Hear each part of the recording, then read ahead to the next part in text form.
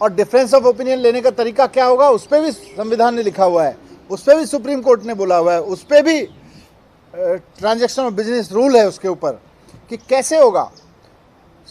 Difference of opinion ऐसे नहीं हो सकता जैसे एलजी साहब कर रहे हैं रोजाना, कि एलजी साहब अफसरों से फाइल मंगाते हैं, उस पर लिख देते हैं मेरा इस पर डिफरेंस ऑफ ओपिनियन है, ये आदेश लागू करो। ऐसे नहीं हो सकता। ये डिफरेंस ऑफ ओपिनियन भी गैर कानूनी है। क्यों?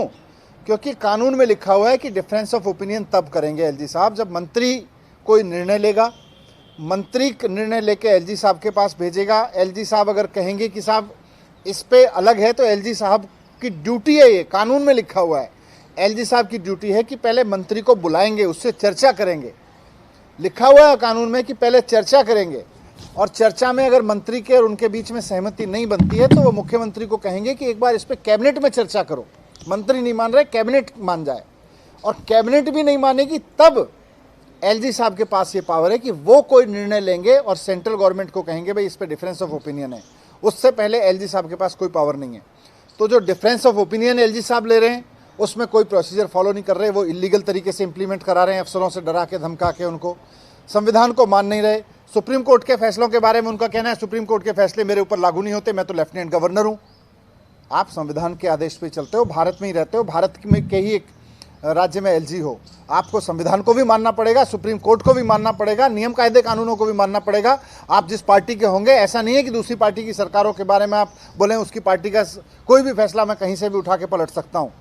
ये गैरकानूनी तरीके से एलजी साहब कर रहे हैं। कह रहे हैं कि हमने 4 साल पहले जो केजरीवाल जी की सरकार ने डायरेक्टर लगाए थे, वहाँ बिजली कंपनियों में 8,000 करोड़ का घोटाला हो गया। दिल्ली में केवल और केवल एक ही काम हो रहा है बिजली के सेक्टर में कि बिजली लोगों को फ्री मिल रही है। कोई घपला, कोई घोटाला नहीं। कहाँ घोटाला हो गया, कौन सा घोटाला हो गया, सब हवा में है। रोज़ कोई नया आरोप लगाते हैं, कभी मेरे ऊपर आरोप लगाते हैं, कभी किसी और के ऊपर आरोप लगा देते हैं, सीबीआई भेज देते हैं, ईडी भेज देते हैं। करा लो इसकी जांच, इस 8,000 करोड़ की भी करा लो। आपको ये पावर कहाँ से आ गई? आपके पास ये पावर है कि आपको लग रहा है घोटाला हुआ, जांच कराओ। आपके पास ये पावर कहाँ से आ गई कि आप केजरीवाल जी की सरकार के फैसले को 4 साल बाद पलट देंगे? ये आपके पास पावर नहीं है। असंवैधानिक कर रहे हैं, गैर कानूनी कर रहे हैं और बिना प्रोसीजर्स को फॉलो हुए कर रहे हैं। आप प्रोसीजर भी इलीगल अपना रहे हैं। मैं एलजी साहब को रिक्वेस्ट करना चाहता हूँ कि संविधान का सम्मान करिए, सुप्रीम कोर्ट का सम्मान करिए। आप ये मत मान के चलिए कि सुप्रीम कोर्ट के फैसले आप पर लागू नहीं होते, और प्रोसीजर्स को फॉलो करिए। सब्सक्राइब करें भारत आज के सभी चैनल्स को।